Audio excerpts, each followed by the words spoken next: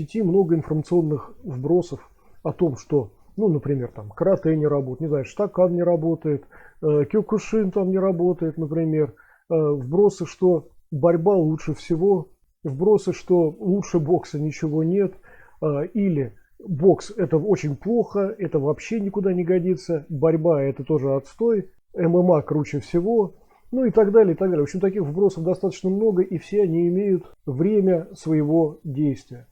Как только отживает одна вот такая идея и становится никому не интересной, возникает сразу новый вброс информационный, который делает, например, Кёкушин, как совсем недавно, совершенно непобедимым, а после этого, через там буквально несколько лет, делает его совершенно неприменимым. Сегодня я предлагаю немножечко коснуться бокса. И людям, не слишком подверженным внушению, людям, которые критически относятся к информационным вбросам различным, возможно, это видео будет интересно. В частности, в нем мы обращаемся к бывалому боксеру, который сам рассказывает о своей практике, рассказывает о том, что и сколько весит в боксе, что там работает, не работает и так далее. Боксер не успевает отреагировать, адекватно отреагировать защитой на простой удар кулаком. И это, братцы, довольно интересное мнение, просто потому что, да, действительно, в работе с боксерами бойцы очень часто сталкиваются с тем, что совершенно неожиданно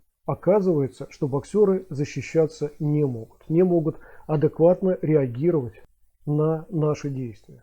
И в качестве такой защиты нам предлагается просто маневренность такая боксера.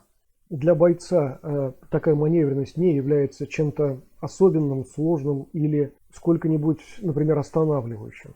Мы привыкли работать достаточно динамично. Я хорошо понимаю, что в принципе сказанное означало, что атака боксера чрезвычайно быстра.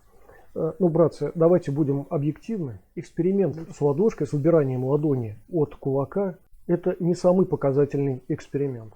Тем не менее, давайте представим себе, что удар чрезвычайно быстрый, и мы все-таки вообще не успеваем никогда убирать. Означает ли это, что против такого удара нет никаких средств? Конечно, не означает.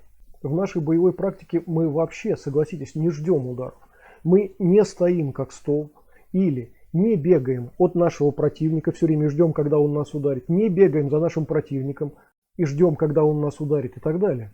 Согласитесь, реалии боевые совершенно другие. Все знают, что профилактика лучше лечения. Поэтому чаще всего бойцы действуют не как мальчики для битья, не действуют так, чтобы иметь дело с уже летящими в нас атаками и так далее. В поле боксеров, постбоксеров и вообще постспортсменов, самооборонщиков мы чаще всего и видим вот эти вот уклоны и уходы назад. Ну, конечно, с попытками тоже контратаковать. Но в целом понятно, что это все достаточно предсказуемо. Почему я неоднократно говорю, что бокс достаточно предсказуем. Несмотря на утверждение боксеров, что бокс это такая непредсказуемая достаточно штука, ну, в рамках бокса такие действия, возможно, квалифицируются как непредсказуемые. Но для бойца это не является чем-то сверхъестественным и особенным. Это то, как раз с чем мы боремся на своих тренировках.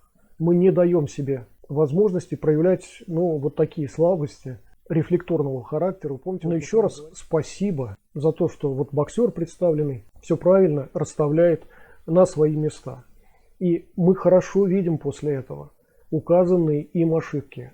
Указанные им ошибки как раз среди боксеров, постспортсменов и так далее. Я планировал вообще в этом видео разобрать все, что мне было представлено модератором нашего канала. Вот эти вот материалы все предоставлены модератором нашего канала. Но сейчас мне становится понятно, что я сделаю еще пару, может быть, видео, как бы продолжающих эту тему. Мы будем разбирать в дальнейшем вот эти вот фрагменты.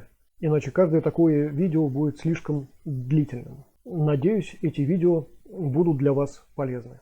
Не забываем подписываться, делиться, ставить лайки, писать комментарии, жать колокольчик, чтобы ничего не пропустить. Переходить по ссылкам внизу. Там масса ссылок на ресурсы, содержащие информацию о боевых искусствах. Там же ссылка на ресурсы, где вы сможете посмотреть полную версию этого видео. А я вам желаю хороших тренировок.